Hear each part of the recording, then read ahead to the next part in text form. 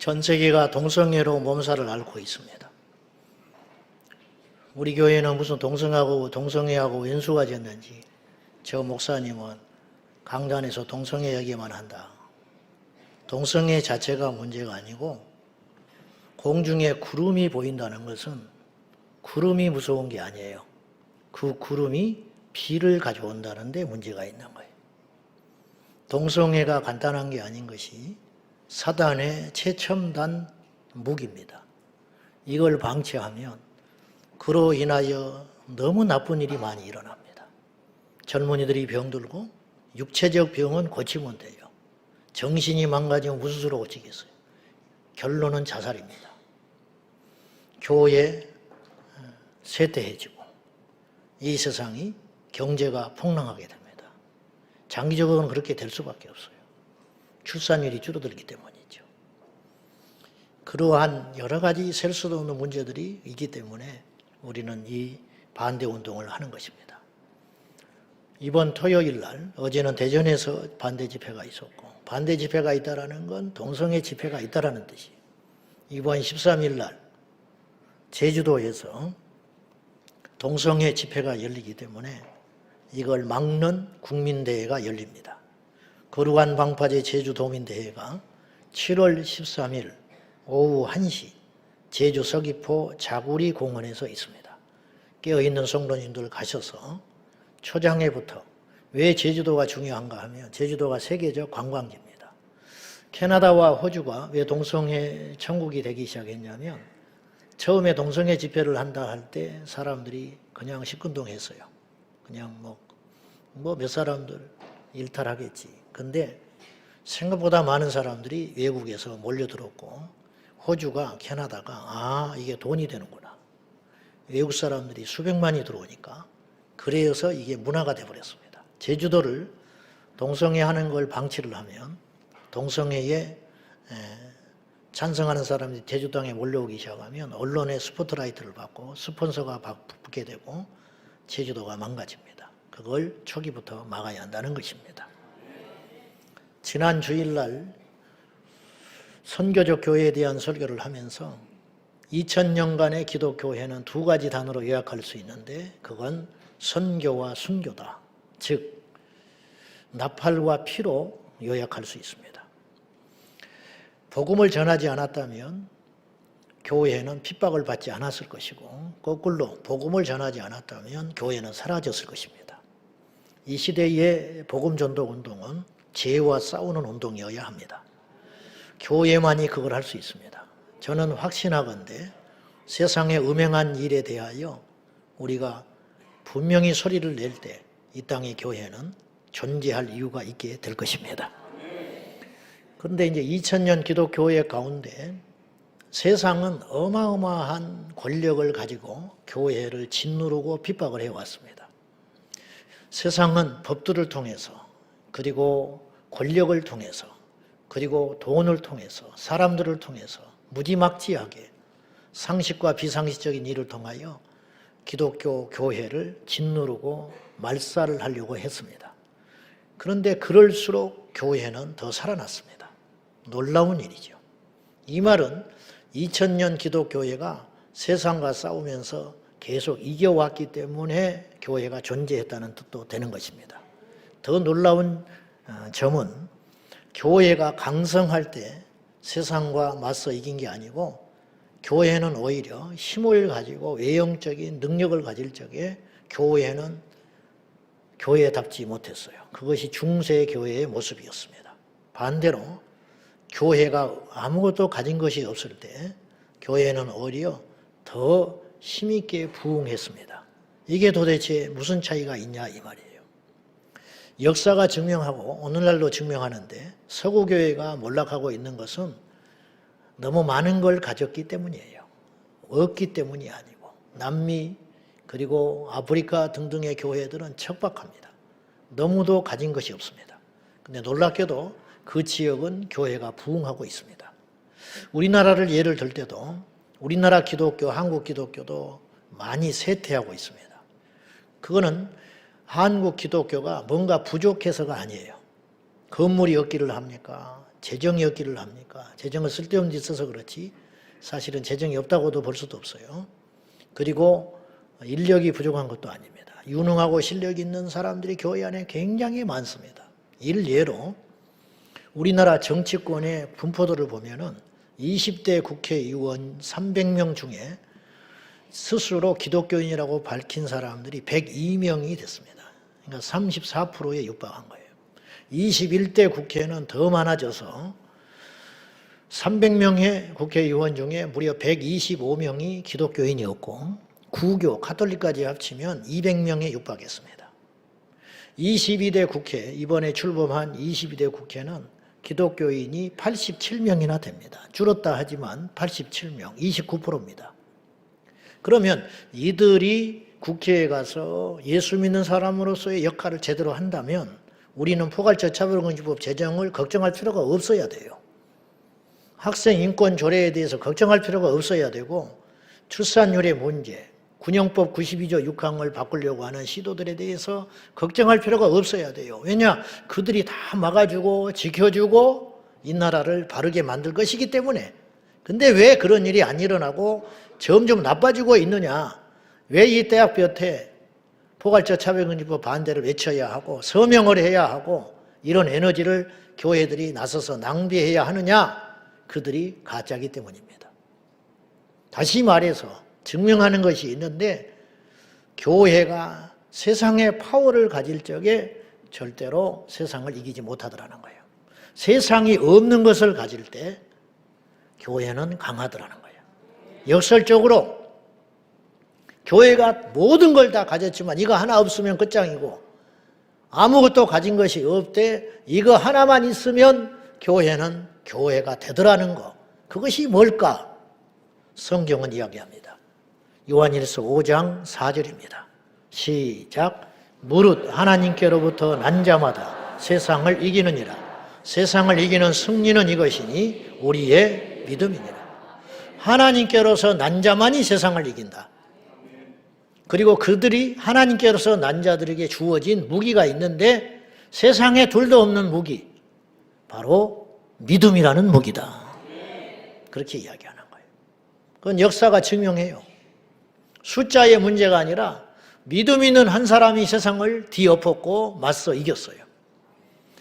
다니엘이 믿음으로 딱 결단하고 하나님 편에 섰을 때 페르시아 제국을 이겨낼 수 있었습니다. 요셉은 애굽을 바꿨습니다. 엘리야는 이스라엘을 바꿨습니다. 바울은 믿음 하나의 무기를 가지고 복음을 전했을 적에 세계 지도를 바꿔냈습니다. 그러면 그건 옛날이고 지금은 안 되느냐? 천만에 그 하나님 지금도 우리 하나님이라는 거예요. 영어 못해도 선교할 수 있어요. 도움은 되죠. 영어 못해도 선교합니다. 지식이 없어도 하나님께 쓰임받을 수 있습니다. 무슨 억지냐고요? 믿음만 있으면 됩니다. 오늘날 신학자가 없습니까? 신학교가 없습니까? 교회가 없습니까? 아니다니까요. 믿음이 없어서 문제라는 거예요. 그 믿음. 문제는 이 믿음이 진짜 믿음이냐 가짜 믿음이냐라는 거예요. 우리가 다 믿음이 있다고 이야기해요. 내 스스로 나 믿음 있어. 그렇게 말을 안 하지만 다들 믿음 있다고 전제하고 있는 거예요. 근데 왜 이 세상은 이런 세상이 돼가고 있느냐? 그 믿음이 잘못된 믿음이기 때문에 그래요. 즉 죽은 믿음이기 때문에 그렇다 이 말이에요. 야고보서 2장 26절 시작. 영혼 없는 몸이 죽은 것 같이 행함이 없는 믿음은 죽은 것이다. 모르는 사람 아무도 없어요. 이 말씀. 어디에 있었는가는 찾아봐야 했겠지만은 이 말씀은 여러분 다 들었고 알고 있어요. 우리 몸뚱아리에서 영혼이 빠져나가면 그 몸은 썩어요. 그때부터 썩어요. 참 신비하지 않습니까? 젊고 팔팔해도 영혼이 떠나버리면 썩어갑니다. 혼수 상태에 빠진 사람도 영혼이 붙어 있으면 안 썩어요. 이것만 봐도 영혼은 있다는 증거가 되는 것이거든요. 근데 우리 몸에서 영혼이 떠나면 그것이 어찌 몸이라 할 수 있냐? 죽음 몸 아니냐? 끝난 거 아니냐? 그런 것처럼 우리 신앙에서 믿음이 가짜라면, 즉 나는 믿어, 나는 믿음이 있어, 백날 외쳐봤자 행동하지 않는다면 그 믿음은 죽은 거야, 가짜야, 필요 없어. 그렇게 이야기하는 거 아니에요. 맞습니다. 맞아요. 그러면 이 믿음은 표현되어야 한다. 믿음은 행동되어져야 된다. 그럼 어떤 식으로 표현되는 것이 진짜 믿음이냐? 그러니까 나는 믿음이 있어. 그렇게 말하는 사람도 없지만 또 나는 믿음이 없어라고 말하는 사람도 없어요. 나는 내 믿음이 진짜야. 나는 가짜야. 그렇게 말을 안 하지만 우리 모두 소원이 내가 가진 믿음은 진짜이고 싶은 열망이 우리 안에 다 있죠. 저도 있어요. 그러면 내 믿음이 진짜야 주장한다고 진짜가 되는 게 아니라 진짜로 증명이 되어야 된다는 거예요. 그럼 달아봐야죠. 몸무게가 몇 킬로인지. 재봐야지요. 키가 몇 센치인지. 또 내 믿음을 어디에다가 집어넣어서 테스트를 할 때 내 믿음은 죽은 믿음이 아니고 진짜 믿음이라고 증명할 수 있느냐.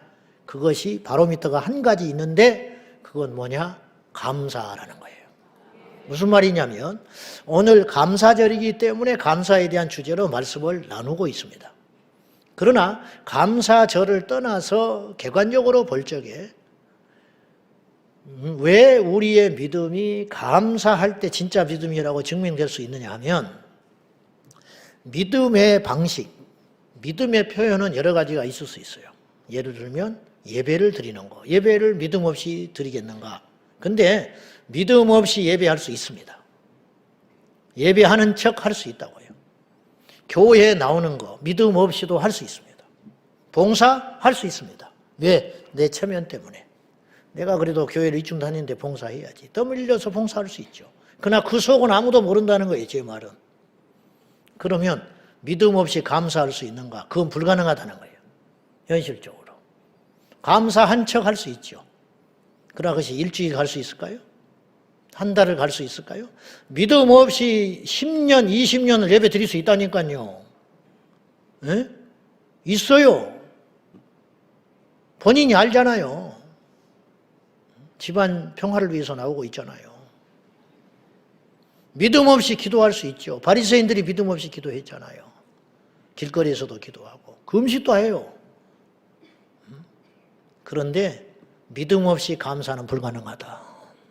못해요, 그거는. 절대 못해요.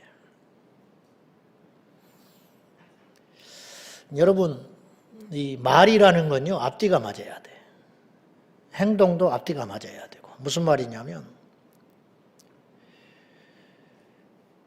행복한 지옥, 말이 안 되는 소리예요. 차별이 있는 천국, 말이 안 되는 거예요. 앞뒤 안 맞죠. 말은 할 수 있어, 억지로. 그러나 안 맞는 말이라는 거예요. 믿음의 사람이 어떻게 불평을 합니까? 말을 해보시오. 믿음의 사람이 어떻게 음행을 저지릅니까? 그럴 수 있는 건가요? 저 사람은 믿음이 있는데 저거 하나만 고치면 돼. 천만에. 그거 하나 때문에 그가 스스로 증명하는 거예요. 나는 믿음이 없어.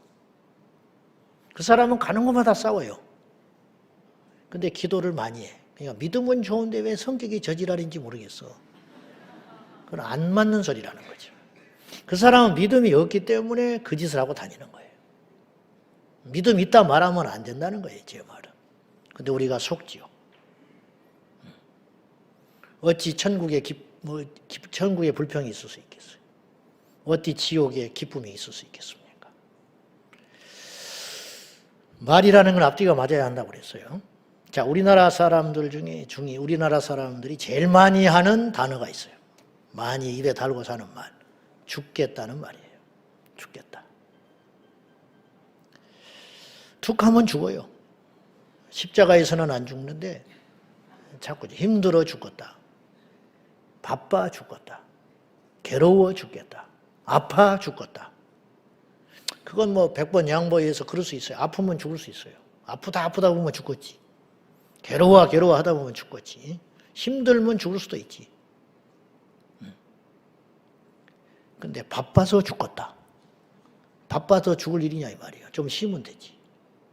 또 손님이 없어 죽겠다고 그래. 손님 없으면 괴로워서 죽을 수도 있겠다. 근데 좀 지나면 또 손님이 많아서 죽겠대. 뭐 손님이 없어도 죽고 많아도 죽고. 하도 죽겠다 하다가 나중에는 좋아서 죽는데. 좋아 죽겠대. 좋으면 더 살아야지 왜 죽어. 응? 앞뒤 말이 안 맞죠. 어떻게 우리가 예수를 믿는데 불평하냐 이 말이에요. 안 맞잖아요. 말이 안 맞잖아. 어떻게 우리가 예수를 믿는데 원망을 하냐고. 예수를 믿으면 감사하고, 예수를 믿으면 충만하고, 예수를 믿으면 용서하고, 예수를 믿으면 힘이 있어야지. 앞뒤 말이 안 맞잖아요. 응? 앞뒤 안 말이. 나는 교회 와서 더 불행해졌대. 말이 되는 소리예요, 그 말이? 응? 나는 예수 믿고 기쁨이 없어졌대. 말이 되는 소리예요, 그 말이? 응? 그것이 말이라고 하고 있는 거예요, 지금. 응? 어느 교회에서 다음과 같이 광고 시간에 광고를 하고 있었어요. 내일부터 사흘간 금식 기도회가 저희 교회에서 있습니다. 참가비는 5만 원인데 여기에는 숙박비와 간식비가 포함됩니다. 안 웃는 사람들은 정신적으로 문제가 있어요. 다음 주에 있을 예정이던 평화와 하나됨을 위한 기도회는 회원들 간의 의견 충돌로 무기한 연기되었습니다. 말이 되는 거예요? 근데 말이 안 되는 일이 교회 안에 많이 일어나고 있어요. 당회하다가 싸웠어. 제가 부목사 때 당회하다가 그 장로님이 의견을 내놨는데 다른 사람이 다 반대했어요. 자존심을 뭐니 가방 싸서 나갔어. 말렸는데 그날 이후로 저는 그분을 본 적이 없어. 재직회를 하다가 왜 싸워? 당회는 왜 하는 거예요? 응? 교회를 위해서 하나님 영광을 위해서 교회 부흥을 위해서 당회하는 거 아니야.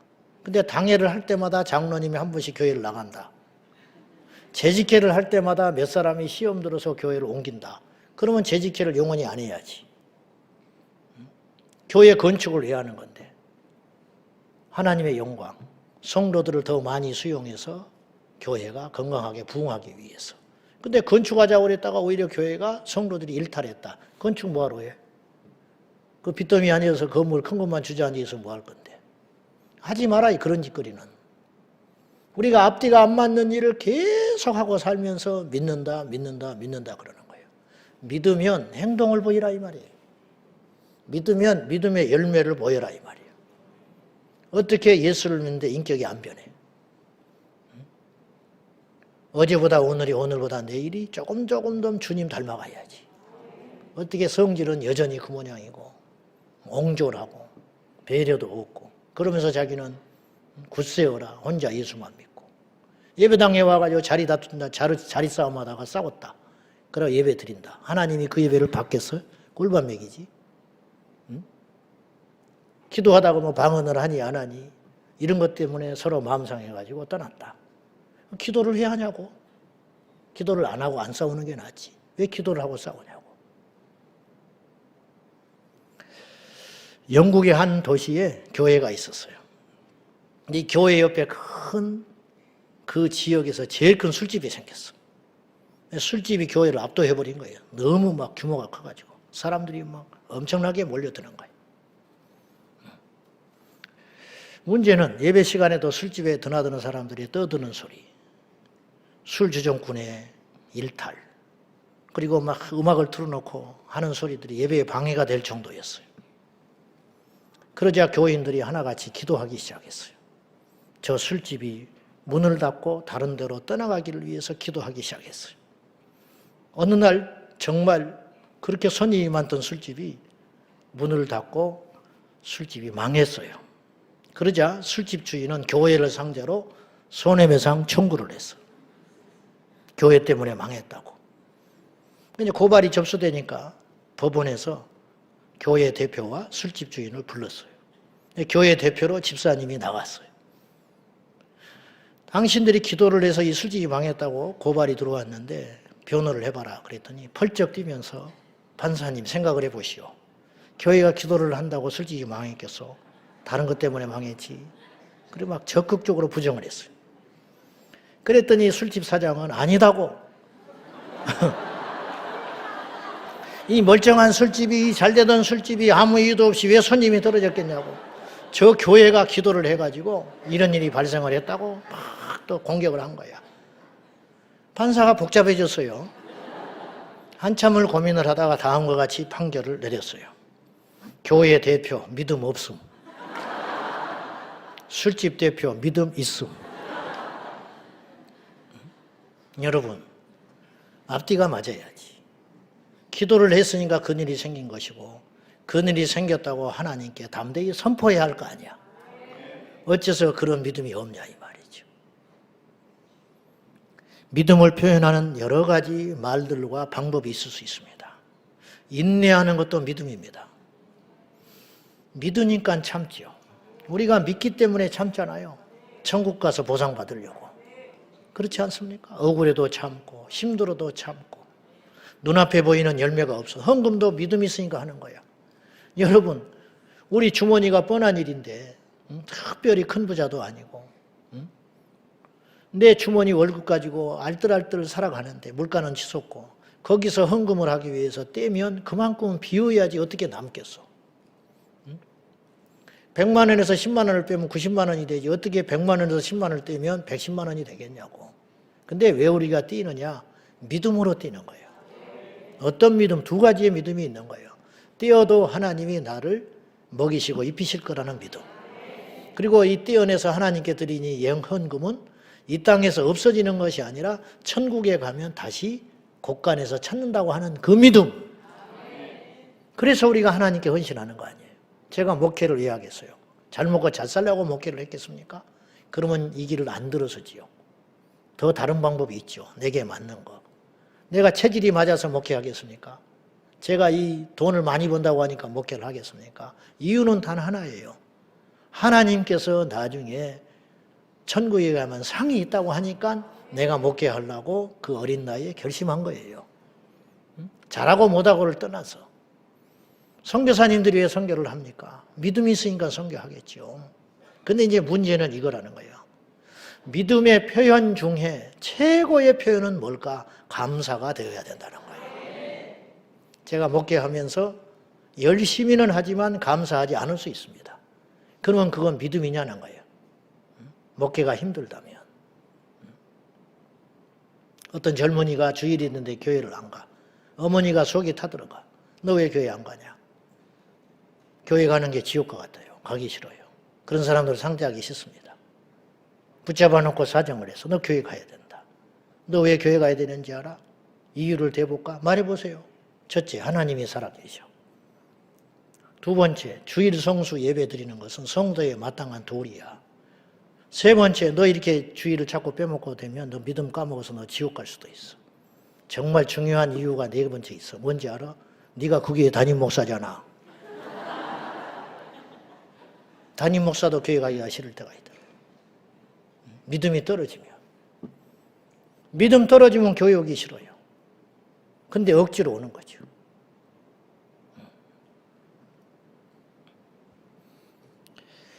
믿음을 표현하는 여러 가지가 있을 수 있지만 다시 제가 반복해서 이야기해요. 오늘 맥주 감사절이니까 꼭 그렇게 말하는 것만은 아니다. 한번 생각해 봐요. 믿음이 감사고 감사가 믿음이라는 거예요. 오늘 맥주 감사절입니다. 기독교 절기란 구약의 명령대로 잊지 말라는 그것의 실천이에요. 이스라엘에게 3대 절기가 있었거든요. 유월절, 오순절, 장막절. 근데 따져보면요, 이 3대 절기가요, 전부 무엇을 기초로 하고 있냐면, 전제하느냐면, 감사절기입니다. 감사절기. 유월절 감사절이라고는 안 해요. 그러나 유월절 자체가 감사예요.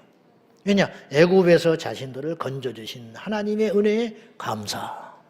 오순절 감사절기라고 말하지 않아요. 오순절 감사절이라고 안 해. 그냥 오순절이야. 근데 오순절은 뭐냐? 맥주 감사절이에요. 보리를 수확하고 하나님께 드린 다음에 감사하는 절기가 바로 맥주절, 오순절이란 말이에요.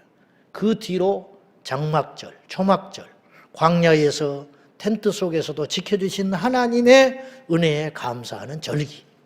그러니까 우리가 이 지금 진행하는 모든 절기는 무엇을 전제하고 있냐면 감사를 전제하고 있다는 거예요. 우리 신앙 행위 자체들이. 감사. 성도의 믿음의 상태가 최고봉에 이르렀을 때, 절정에 이르렀을 때 나타나는 현상이 있어요. 믿음이 떨어지면 나타나는 현상도 있고 믿음이 강화되면 나타나는 현상도 있지 않겠습니까?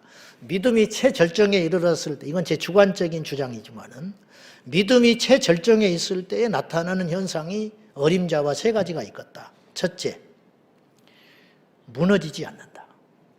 믿음이 최절정에 있으면요, 세상과 싸워서 무너지지 않아요. 시험에 무너지지 않아요. 반석 위에 세워지는 거예요. 여러분, 우리 생각에는 적이 강하기 때문에 내가 지는 것 같지요? 그렇지 않아요. 적이 강해도, 아무리 강해도 내가 더 강해버리면 이길 수 있는 거예요. 응? 마귀가 강한 것 같지요? 만만히 볼 상대는 절대 아닙니다. 그러나 마귀를 이기기 위해서는 마귀를 약화시키는 게 아니라 마귀는 더 강해져요. 말세가 될수록. 우리는 더 강하면 되는 거예요. 바울이 맞서서 이겼던 마귀. 근데 어떤 사람은 못 이기잖아요. 그 마귀가 그 마귀예요. 바울이 상대했던 마귀와 우리가 상대했던 마귀는 다른 겁니까? 똑같아요. 근데 바울은 이겼어요. 왜냐? 바울은 강했거든요. 어떤 사람은 똑같은 시험을 만났는데 팍 꼬꾸라져 버려. 응? 꼬꾸라져 버린다. 왜? 약하니까 꼬꾸라지는 거예요. 그 시험이 커서 무너진다고 생각하면 안 돼요. 절대로. 옛날에는 이겼잖아. 근데 오늘은 왜 못 이기는 거예요? 그때는 졌었잖아요. 근데 지금은 여러분 왜 이기고 있는 거예요? 내가 달라진 거예요. 그래서 믿음이 최절정에 있으면 무너지지 않는다. 두 번째, 믿음이 최절정에 이르게 되면 타협하지 않게 돼요. 타협한다는 건 무릎을 꿇는 거거든요. 지는 거예요. 내가 강한데 왜 타협합니까? 미국이 북한하고 타협할 것 같습니까? 으름장 놓지? 근데 힘이 없으면 손 내미는 거예요. 세상에 대하여 우리가 맞설 만한 실력과 힘이 없을 때 교회는 타협하게 되어 있는 거예요. 왜 술자리에 가서 술을 넙죽넙죽 성도들이 받아 먹습니까? 힘이 없으니까 그렇잖아요. 강하면 나는 안 먹습니다. 너 그러다 불이익 당하면 어떨래? 괜찮습니다. 강하니까! 약하니까 알겠습니다. 한 잔만 하겠습니다. 이렇게 나가는 거 아니에요. 타협이 되기 시작하죠. 타협이.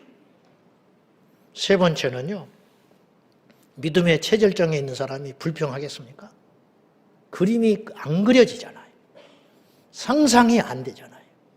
요셉이 불평했습니까? 감옥에서? 감옥에 안 가도 불평할 게 너무 많은 사람이에요. 근데 성경에는 불평했단 말이 없어. 요셉이. 왜? 믿음이 있으니까. 다니엘은요. 사자 굴 앞에 있는 거예요, 지금. 근데 다니엘은 이 본문을 읽을 때마다 놀라운 것은 제가 이 본문을 엄청 많이 인용을 해요. 금요일 날 기도에 대한 주제를 나누기 때문에 다니엘서 6장 10절 또 읽어봅시다. 시작. 다니엘이 이 조서에 왕의 도장이 찍힌 것을 알고도 자기 집에 돌아가서는 윗방에 올라가 예루살렘으로 향한 창문을 열고 전에 하던 대로 하루 3번씩 무릎을 꿇고 기도하며 그의 하나님께 감사합니다. 이 말씀을 읽을 때마다 내 안에서 이런 질문이 툭 던지는 거예요. 여러분도 그런 사람 많을 거예요. 너는 어떻게 할래? 네가 지금 이런 상황이라면 다니엘처럼 할 수 있어? 그런 질문이 들어오죠. 어떻게 답변을 하세요?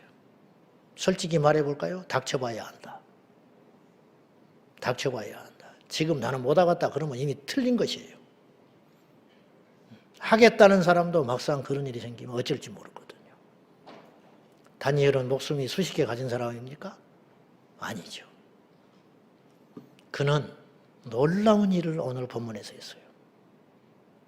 30일 동안 기도 금지를 받았던 다니엘이 자기가 기도하면 무엇이 기다리고 있는지를 알았던 다니엘이, 모르고 했다면 모르지만 이것이 무엇을 의미하는지를 아는 다니엘이 전에 하던 대로 하루에 3번씩 예루살렘을 향하여 기도했다. 그가 기다리는 건 죽음이에요. 그러나 더 놀라운 것은 그렇게 기도하며 그의 하나님께 감사하였더라. 이게 가능한 일입니까? 기도하는 것도 기적이라. 이런 상황 속에서도 기도한 사람은 지구상에 몇 명 안 될 수 있어요. 근데 어떻게 울면서 나를 좀 살려주세요. 이걸 해결해 주세요. 라고 하는 것도 보통 믿음은 아니라니까요. 근데 어떻게 그 상황에서 감사가 나오냐고요. 여러분, 이 본문에서 기도가 힘들까요? 감사가 힘들까요? 감사가 힘들지요. 그러니까 감사가 능력이라는 거예요. 둘 다 힘들지만 그러면 어떤 것이 마귀에게는 더 큰 치명적 무기가 되겠냐는 거예요. 지금 이 시점에서 기도도 능력이지만 감사는 얼마나 무시무시한 무기냐는 거예요. 마귀에게. 이런 사람을 마귀가 무슨 수로 해봅니까? 이런 다니엘을. 이런 상황 속에서 기도하는 것도 무시무시한 일인데 기도하면서 감사한다는 사람을 마귀가 무슨 수로 꺾냐고요. 그래서 내리는 결론이 있으니 감사는 믿음의 최절정에 나오는 믿음의 표현이다. 그렇게 말씀드릴 수 있다는 거예요. 오늘 본문을 보십시오. 야, 이제서 본문을 보면 설교를 얼마나 길게 하려고 그러냐. 그런 걱정 안 하셔도 돼요. 오늘 본문에 보면 감사의 사촌 단어들이 등장을 해요. 1절에 보면 즐거운 찬송. 불평하는 사람이 즐거운 찬송 하겠어? 감사를 전제하는 거예요. 2절에 기쁨, 노래, 4절에 찬송. 이게 다 감사의 사촌 동생들이라니까. 감사하니까 기쁨이 나오고, 감사하니까 찬양이 나오고, 감사하니까 노래가 나오고, 감사하니까 송축할 수 있는 거지. 그 감사는 곧 믿음을 말하는 거예요. 믿으니까 즐겁지요. 믿으니까 기쁘지요. 믿으니까 찬송하죠. 믿으니까 하나님의 이름을 송축하는 거 아니에요. 그러니 감사가 믿음이라는 거지. 여기서 감사라는 말을 빼고 그 자리에다가 믿음이라는 말을 갖다 써 붙여도 다 말이 통하는 이야기예요. 4절에 믿음으로 그의 문에 들어가며 말 되잖아요. 그에게 믿음으로 그의 이름을 송축할지어다. 하나도 어색하지 않잖아. 그러므로 믿음은 감사요, 감사는 믿음이다. 근데 오늘 이 시편 100편은 하나님께 나올 때의 성도의 자세라 그렇게 제목을 붙여줄 수 있는 거예요. 하나님께 나올 때 우리 자세가 어떠해야 되냐? 기쁨으로 여호와를 섬기며 노래하면서 그 앞에 나와라. 하나님께 나올 때 기쁨으로 나오라는 거예요. 노래 부르면서 나오라는 거예요. 현실은 어때요? 인상 쓰며 나온다 이 말이에요. 불평하면서 나온다는 거예요. 마지못해서 나온다. 마지못해 나온다. 탕자가 돌아왔을 때 제일 힘들었던 자는 누구냐? 암송아지라는 거예요. 형이 아니고 멀쩡한 소관이가 죽어버렸어. 이래 빌어먹을 놈이 와가지고. 주일날이 되면 제일 힘든 사람이 누구냐? 누구야? 부목사님들. 그 다음에 힘든 사람이 누구냐? 나. 토요일이면 잠을 설쳐요. 흥분하고 좋아서가 아니라 부담이 돼가지고. 막 꿈도 막 지랄 맞은 꿈을 꿔요.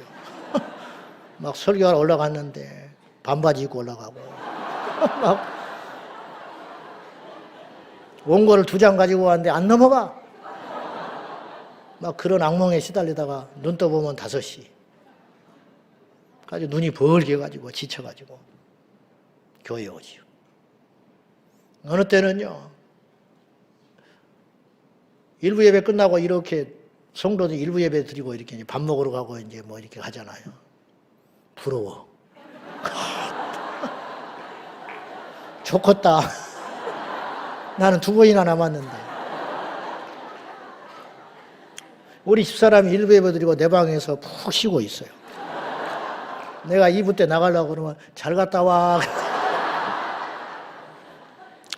부럽다. 그러고 나온단 말이에요, 내가. 그리고 또 믿음 있는 것처럼 경건한 것처럼 막 순교자적 자세로 설교를 하지요. 이런 가증스러운 모습이죠. 하나님께 나올 때 기쁨으로 나오는가. 우리 부목사님들이 제일 힘들어. 목사와 성도들 사이에 끼어가지고 주일날 피곤한 날이에요. 기쁨의 날이 아니라 피곤하고 벅찬 날. 긴장해야 하고. 그러니까 더럽고 치사해서 그냥 있긴 하지만은 저 목사 보통 까다롭지가 않고 더우면 덥다고 난리 법석을 떨고 추우면 춥다고 그러고 주보에 글자 하나만 틀려도 지랄 방정을 떨고 더러워서 내가 그냥 여기 있긴 있지만 때를 노리고 있는 사람들이 있어요. 더 좋은 데 있으면 가버리려고. 내가 그랬으니까. 그러니까 우리에게 사역자들에게 주일은 어떤 날이냐. 근데 그래도 되느냐는 질문을 하고 싶은 거예요, 제가. 그건 아니죠. 어째서 한국교회가 전체 이렇게 가냐. 크게 잘못됐다. 봉사가 얼마나 감사한 일입니까? 아무나 합니까? 응? 아무나. 근데 주일날이 기다려지는 게 아니라 그것 때문에 벅차고 힘들다. 식당 봉사야 또? 응? 어째서 우리가 이런 구조를 만들어야 되는가? 그러니까 우리 전체가 속고 있는 것 같아요. 그래야만 되는 건 아니에요. 그래서는 안 돼요. 감사함으로 그 문에 들어가며 기뻐하며 그 문에 들어가자. 이게 오늘 성경의 이야기들이에요. 우리가 그런 교회가 되어야 된다. 찬양대가 고역이 아니고 찬양이 기쁘고 송축하고 감사하고 우리가 얼마나 감사할 게 많아요, 사실은. 얼마나 따져보면 이때는 좀 우리가 정신이 돌아와. 그래, 너무 감사할 게 많다. 40초마다 하나씩 굶어 죽는다는데. 그리고 우리가 무엇보다 감사한 것은 예수 안에 있잖아. 얼마나 감사한 일이야. 제가 지난 금요일 날도 감격해서 찬송을 잘 못했어요. 와서 앉아서 이제 금요 준비 찬송을 하는데 너무 기가 막히게 감사한 거예요. 나 같은 게 뭐라고 이 예배당이 꽉 채워져 가지고 설교를 듣겠다고 성도들이 와 있으니 얼마나 놀라운 일이야. 응? 얼마나. 지방에서 올라왔다 하고 외국에서 왔다 그러고 뭐가 있다고. 도대체 이게 뭐냐 이게. 나 같은 게 이런 은혜를 입어도 되는가. 내가 이렇게 귀한 대접을 받아도 되는가.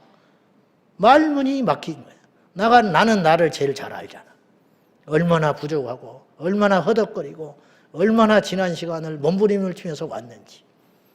죽어도 여한이 없는 거예요 지금 사실은. 지금 팬티만 입고 돌아다녀도 감사할 일이라. 그런데 어째서 그런 건 잠깐이고 또다시 무슨 일이 닥치면 입이 튀어나와 있고 억지로 그 일을 하고 있고 이게 우리의 한계구나. 바꿔야 된다. 그런 생각 자체가 너무 잘못된 생각이다. 감사함으로 그 문에 들어가서 여호와께 찬송을 하자. 이게 성도의 마땅한 도리라 이 말이죠. 기쁨으로 하나님을 섬기고 기쁨으로 여호와를 섬기며 노래하면서 그 앞에 나가야 된다. 주일이 하나님 앞에 기쁨으로 나가는 날이 돼야 되고 주님의 일을 하는 것이 특권으로 여겨져서 빼앗기지 아니하고 감사함으로 그 일을 행해는 우리가 되어야 할 것이라는 거예요. 억지가 아니라 자원함으로 누구에게 보이기 위한 것이 아니라 우리 하나님께 감사함으로 그 일을 할 때 그 일은 가치가 있고 힘이 있고 능이 있다는 거죠. 우리 모두 믿노라 하면서 불평하고 원망하고 시기 질투하고 미워하지 말고 믿으면 감사하자. 믿으니까 기뻐하고 믿으니까 찬송하고 믿으니까 즐겁고 믿으니까 노래하면서 힘든 목회. 힘들지요 목회는. 그러나 그것과 별개로 하나님께 감사한 마음으로 목회를 할 수 있어야 한다는 거지. 주님의 일이 힘들지요. 우리 찬송가 중에 참 즐거운 마음으로 십자가 지고 가라. 참 기쁜 마음으로 십자가 지고 가라. 말이 되는 소리예요. 십자가가 죽음인데 십자가를 어떻게 기쁘고 즐거운 마음으로 지고 갈 수가 있어요. 근데 그 노래를 작사한 그분이 제가 볼 때는요, 그분의 신앙이 최절정에 있을 때 그 노래를 지은 거야. 하늘을 닫고 보니 하나님께 깊이 묵상하고 들어가 보니 십자가가 즐겁게 질 수 있는 것이더라는 거예요. 이건 아무나 표현할 수 있는 말이 아니었어요. 그분이 일생일대에 그걸 깨달은 거예요. 언제 깨달았냐? 절정에 가니까 십자가도 즐겁게 질 수 있더라. 절정에 오르면 기쁜 거예요. 절정에 이르면 감사한 거예요. 절정에 이르면 하나님께 나밖에 없는 거예요. 주변 사람 볼 일이 없어요. 그런 믿음의 절정의 상태를 우리가 인간이기 때문에 1년 365일 유지하기는 어렵지만 세상이 우리에 대하여 하나님이 살아계시냐 증거를 보여주라 할 때 병든 자를 고침받고 기적이 일어나는 것만이 아니라 나를 봐라. 그럼 고개를 끄덕끄덕 해야 돼. 그래 너를 보니까 하나님이 계신 것 같다. 그럼 나에게서 뭘 발견했길래 하나님이 살아계시다고 하는가? 방언을 하기 때문에 미쳤냐고 그래. 방언하고 돌아다녀봐. 안 믿는 사람이 미쳤다고 그러지. 금식하고 돌아다녀봐요. 미쳤다고 그러지. 기도원 쫓아다녀봐. 미쳤다고 그러지. 그런데 모든 사람이 나 죽겠다, 힘들다, 불평할 때 눈을 감고 감사하면 나에게서 하나님을 발견하게 될 거 아니냐 이 말이에요. 그것이 진짜 능력 아니냐 이 말이죠. 우리 교회가 돈보다 감사가 있기를 원해요. 우리 교회가 사람들보다 감사가 있기를 원해요. 세상이 가진 힘과 파워보다 감사가 있기를 원하고 안지명이 안 일으켜도 좋으니 감사했으면 좋겠어. 안지명이 맨날 일으키는데 불평한다. 서로 다툰다. 왜 나는 기도 안 해주냐고 하느냐. 저 사람이 세치기했다. 베데스다 연못되지 말고 감사가 넘치는 진정한 성전이 되어서 여호와를 찬양하는 소리로 안지명이 이렇게 해서 봤자 그 사람 또 짓고 돌아다닐 수도 있어. 죄 짓고 돌아다닐 수 있어. 감사가 능력이다. 오늘의 제목이 뭐예요? 감사로 무장하자. 감사가 무기예요. 우리가 감사할 때 마귀는 우리를 어떻게 해볼 수가 없어.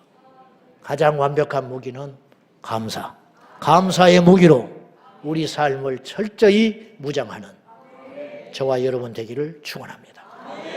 기도하십시다. 하나님 아버지, 우리가 죽은 믿음의 사람이 아니라 살아 움직이는 믿음의 용사가 되게 하여 주십시오.